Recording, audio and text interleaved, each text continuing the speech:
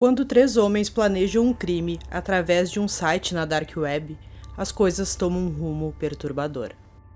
Fala pessoal, Carol na área, trazendo mais um vídeo aqui no canal. Todas as semanas eu trago esse tipo de conteúdo aqui pra vocês, casos criminais resolvidos, casos criminais que ainda são um mistério. Então se você gosta desse tipo de conteúdo, já se inscreve aqui no canal, deixa um like nesse vídeo que isso é muito importante, deixa um comentário também. Não esquece de ativar o sininho de notificações e bora pro vídeo.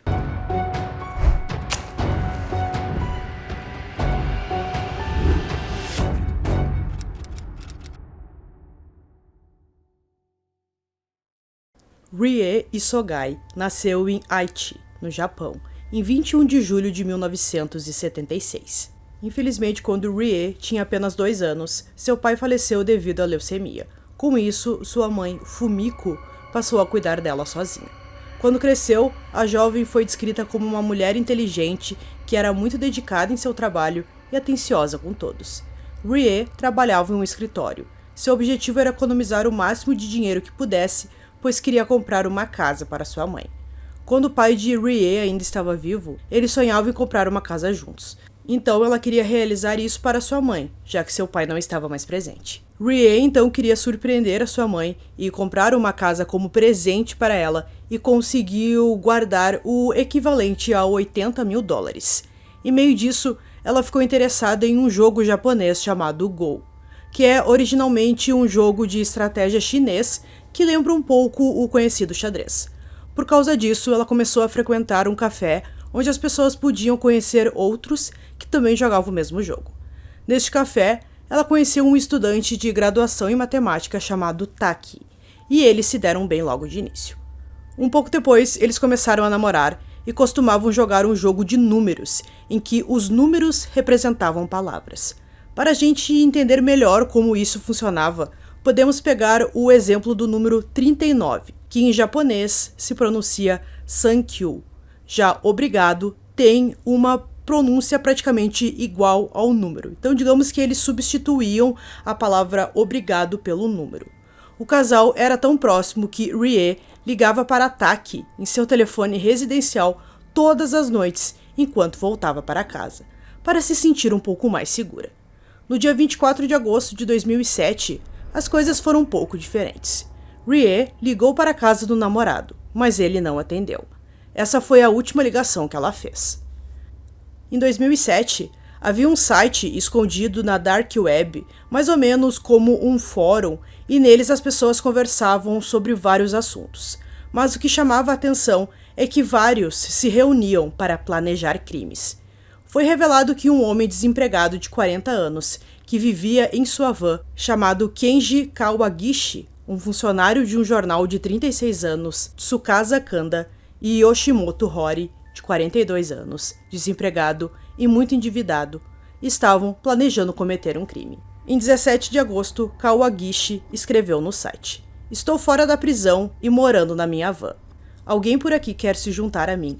Hori e Kanda responderam e estavam interessados em se encontrar e tentar roubar pessoas. Outro homem chamado Yushiro Hondo também respondeu e estava interessado em se juntar aos homens. Os 4 trocaram ideias como roubar o dono de uma sala de caça-níqueis. Eles queriam pôr em prática, então, aquele roubo naquele mesmo dia. Eles chegaram a se encontrar pessoalmente, mas acabaram desistindo por algum motivo. Mais uma vez, em 23 de agosto, Hondo e Kawagishi invadiram o escritório de um encanador, mas algo deu errado e Kawagishi fugiu, deixando Hondo sozinho. Hondo se rendeu à polícia e foi preso por invasão de propriedade e tentativa de roubo. Os 3 homens restantes se reuniram em um estacionamento para pensar em uma nova maneira de conseguir dinheiro. Foi quando Kanda deu a ideia que seria interessante sequestrar uma mulher e forçá-la a dar-lhes o dinheiro que tinha em sua conta no banco. Hori e Kawagishi gostaram do plano, pois seria fácil para 3 homens dominarem uma mulher e colocá-la na sua van. Isso também lhes daria tempo para conseguir roubar o dinheiro da conta e não chamaria tanto atenção. Na noite de 24 de agosto de 2007, os 3 homens dirigiram pela área de Nagoya, em busca de mulheres que caminhavam sozinhas. Mais ou menos umas 7 horas da noite, eles começaram ali a caminhar pelas ruas para ver se encontravam um alvo. Eles se afastaram um pouco ali do centro, onde as ruas eram mais movimentadas, e escolheram ruas que estavam mais vazias e escuras. Foi quando, por volta das 10 horas da noite, eles avistaram Rie, que estava andando pela rua a caminho de casa, como fazia todos os dias ao sair do escritório. Ela estava a apenas 100 metros de sua casa, quando o trio se aproximou. Normalmente ela chegava em casa muito mais cedo, mas naquele dia ela participou de uma festa no trabalho, então precisou chegar um pouco mais tarde. Enquanto ela caminhava, Rory saiu da van e se aproximou dela pedindo informações. Quando ela parou para ajudar, os 3 homens a forçaram a entrar na van.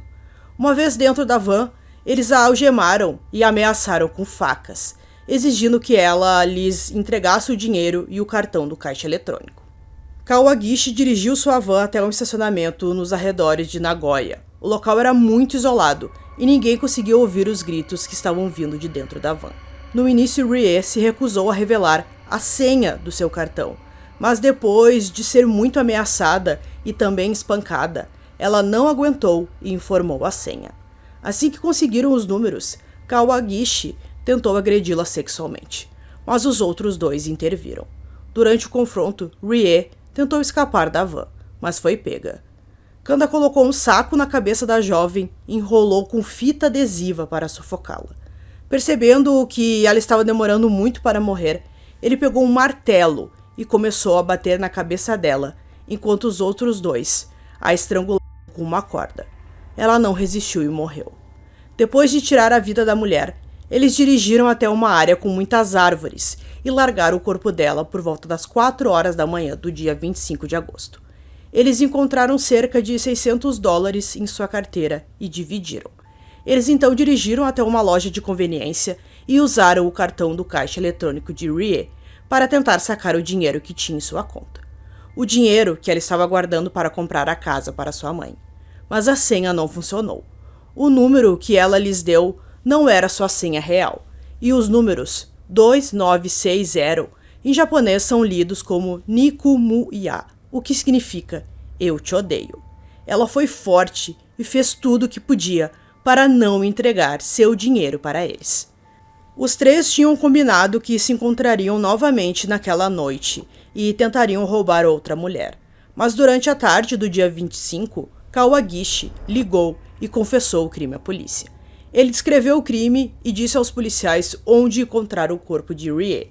Ele explicou à polícia que se rendeu para evitar a pena de morte, que é descartada se um criminoso se entrega à polícia antes de ser identificado como suspeito no Japão.